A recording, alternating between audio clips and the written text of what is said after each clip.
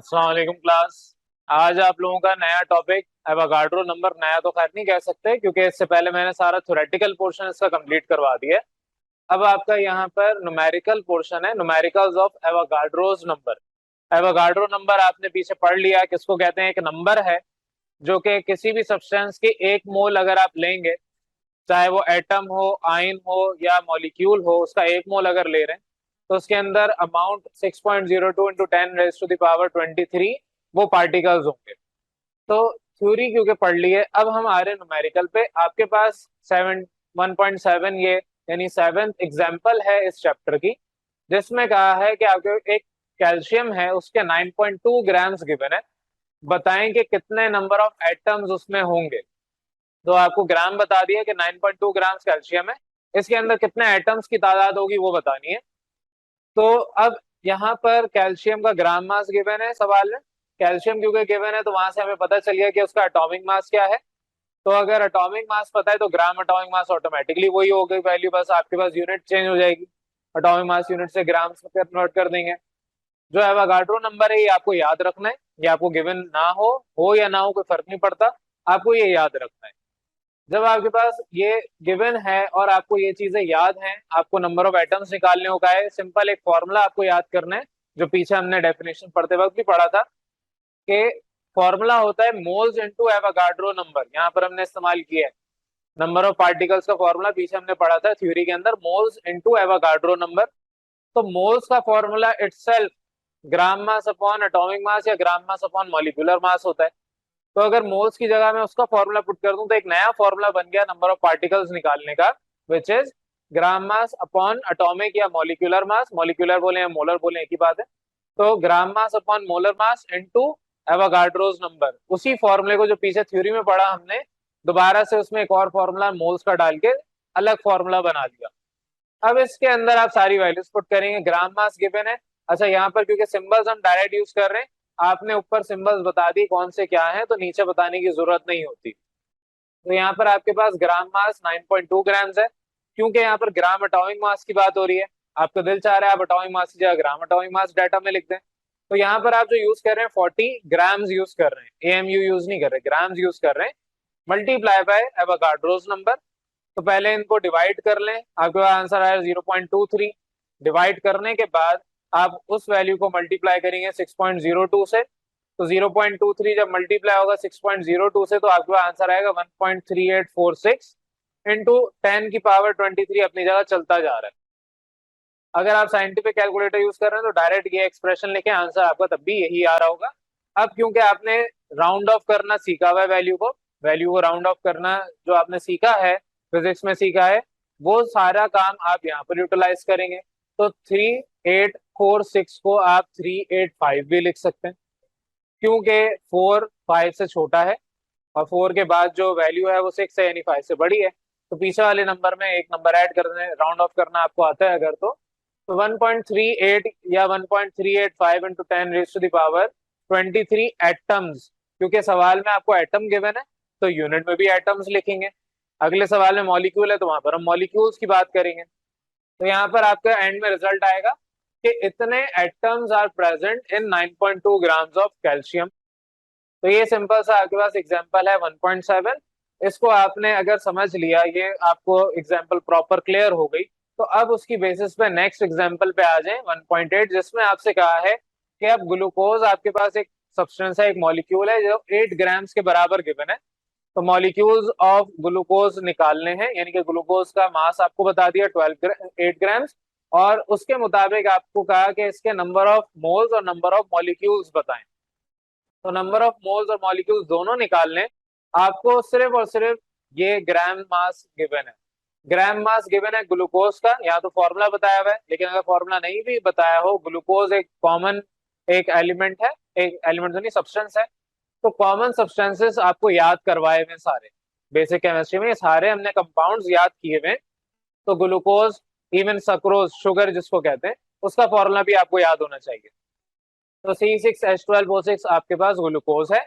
Glucose में carbon, hydrogen, oxygen, इन तीनों के एटॉमिक मासेस आपने बता दिए, आपको याद करवाए हुए। तो ये चीजें आपने बेसिक केमिस्ट्री में भी याद की हैं और इसके अलावा चैप्टर 1 के शुरू में भी याद की हैं। यहाँ तक ये आपके पास सिर्फ जो वैल्यू गिवन है वो आपको 8 ग्राम्स यानी ग्राम मास और जो सब्सटेंस है वो पता है, बाकी और कुछ नहीं पता। आपको एटॉमिक मासेस इनके खुद याद है, नंबर ऑफ मोल्स और मॉलिक्यूल्स आपको निकालने, तो आगे क्वेश्चन मार्क, और एवोगाड्रो नंबर आपको खुद याद है। ये मैंने आगे जगह नहीं थी इसलिए इस तरह से लिखा है, आपने सीखे आगे लिखना है। तो सोल्यूशन की हेडिंग डालनी है, प्रेजेंटेशन वही वाली रखनी है जैसे उधर पहला एक करवा दिया। सोल्यूशन की हेडिंग डालनी है, सबसे पहले आप निकालेंगे मोलर मास, क्योंकि आपको मोलर मास चाहिए। अब चाहे एटॉमिक मास हो इन ग्राम्स, मॉलिक्यूलर मास हो इन ग्राम्स, या फॉर्मूला मास हो इन ग्राम्स, सारे के सारे मोलर मास है। तो मोलर मास ऑफ ग्लूकोज निकालना है। मोलर मास निकालना आता है, 6 कार्बन के एटम्स हैं, 12 हाइड्रोजन के एटम्स हैं, 6 ऑक्सीजन के एटम्स हैं। इनके मासेस आपस में मल्टीप्लाई करते हैं, आपके पास 6 इंटू 12 72, 12 इंटू 1 12, 6 इंटू 16 96। इनको सम कर लें, आपके पास मोलर मास आ गया 180 ग्राम्स।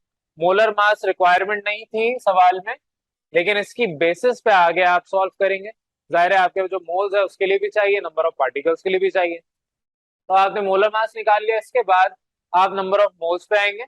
नंबर ऑफ मोल्स का फॉर्मूला सिंपल आपने पीछे पढ़ा हुआ है, न्यूमेरिकल भी सॉल्व कर लिए, ग्राम मास अपॉन मॉलिक्यूलर मास। अब मॉलिक्यूलर मास की जगह हम मोलर मास यूज करेंगे जब हम मोल्स निकालेंगे। तो ग्राम मास अपॉन मोलर मास, ग्राम मास 8 गिवन है और मोलर मास आपके पास 180 आया है, आपने अभी निकाला। डिवाइड करेंगे 0.04444 चलता रहेगा। हम 3 डेसिमल तक वैल्यू लेंगे, उसके आगे हम वैल्यू को निग्लेक्ट कर देंगे।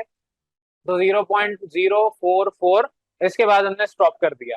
किताब ने 0.04 रख के किया, तो थोड़ा बहुत एरर है, थोड़ा बहुत फर्क है आंसर में, लेकिन दोनों करेक्ट हैं। अगर आप यहाँ पर 0.4 तक रखेंगे तब भी आंसर सही है। आप 3.4 ले लें, यानी 4 डेसिमल तक ले जाएं, तब आंसर इसका भी चेंज हो जाएगा। तो हम बहरहाल 3 के आगे नहीं जाते, 3 डेसिमल पॉइंट पे स्टैंडर्ड बनाया हुआ है कि स्टॉप कर देंगे। तो 0.044 मोल्स, ये आपके पास नंबर ऑफ मोल्स आगे जो सवाल में कहा था। नेक्स्ट अब नंबर ऑफ मॉलिक्यूल्स निकालना है।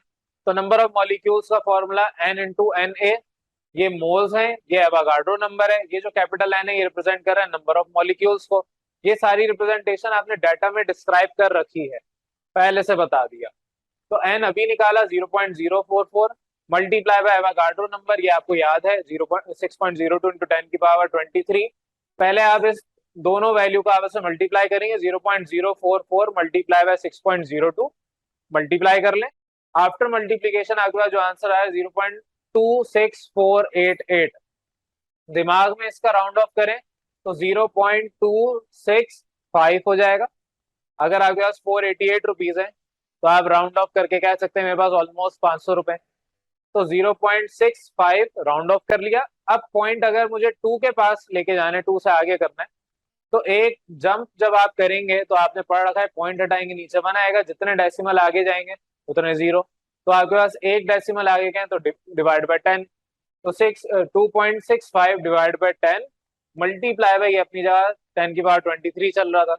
अब 10 की पावर 23 डिवाइड बाय 10 करेंगे तो 10 की पावर 22 हो जाएगा। मैथ में आपने अगर चैप्टर 2 पढ़ रखा है तो ये सब आपको करना आता होगा। कैसे होगा, 10 की पावर 1 है यहाँ पे, ऊपर जाके इसके साथ माइनस होगी, 23 माइनस 1 क्या होता है 22। अब यहाँ मैं मैथ्स नहीं पढ़ा रहा तो मैं आपको इतने डिटेल कैलकुलेशन नहीं बताऊंगा, सारा काम मैथ में आपने डिटेल में करना है। तो यहाँ पर आपके नंबर ऑफ मॉलिक्यूल्स आ गए 2.65 into 10 raise to the power 22। ये मॉलिक्यूल्स की तादाद है। सवाल में क्योंकि कहा था कि बताएं कि आपके पास 8 ग्राम्स ऑफ ग्लूकोज में कितने मोल्स और मॉलिक्यूल्स होंगे, उसी लिहाज से आपने रिजल्ट लिखना है कि 0.044 moles and 2.65 exponent 22 molecules are present in 8 grams of glucose. तो ये आपके पास दो एग्जांपल्स हैं, सॉल्व हुई भी है किताब में, आप वहां पर भी इसको देख सकते हैं। आंसर क्योंकि हमने डेसिमल चेंज रखा है किताब से, तो आंसर में फर्क आ सकता है, ताकि कल को अगर कोई नकल करता है किताब से और कोई बच्चा खुद जीनियन वे में दिमाग इस्तेमाल करके सॉल्व कर रहा है, तो पता चले, फर्क नजर आए, दोनों के आंसर में थोड़ा बहुत फर्क हो, जो बता रहा हो कि एक बच्चे ने प्रॉपर याद करके प्रॉपर तरीके से काम किया है और एक बच्चे ने से छपाई कर ली है।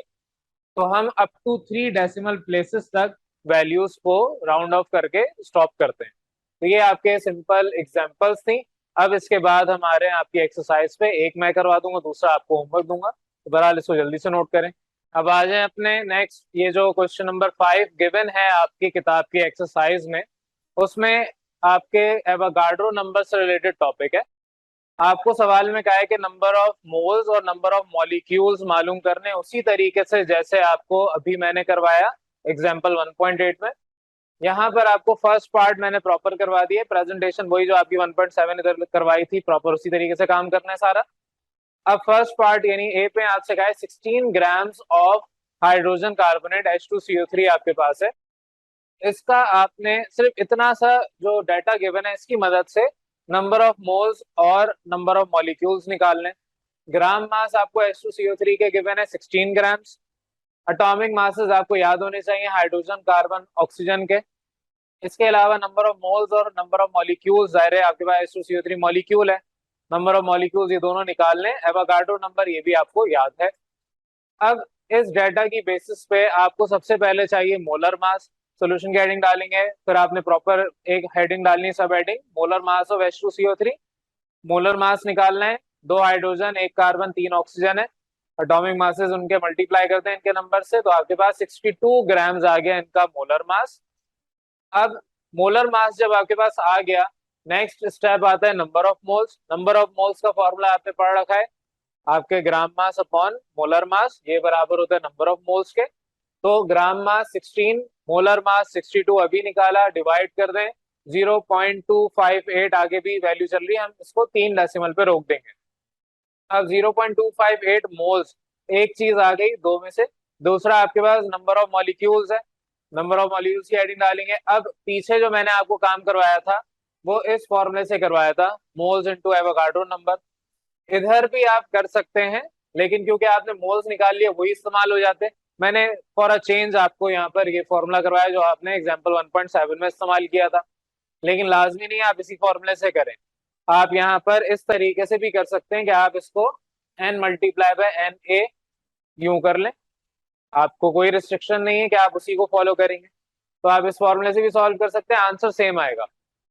तो यहाँ पर आपको ग्राम मास ये डाटा में गिवन था, मोलर मास आपने निकाला, ये एवोगाड्रो नंबर आपको याद होना चाहिए। पहले इसको डिवाइड करें फिर मल्टीप्लाई करेंगे, डिवाइड करने पर 0.528 वही वैल्यू आ गई, इसीलिए कहा कि आप डायरेक्ट ये फॉर्मूला भी इस्तेमाल कर सकते थे।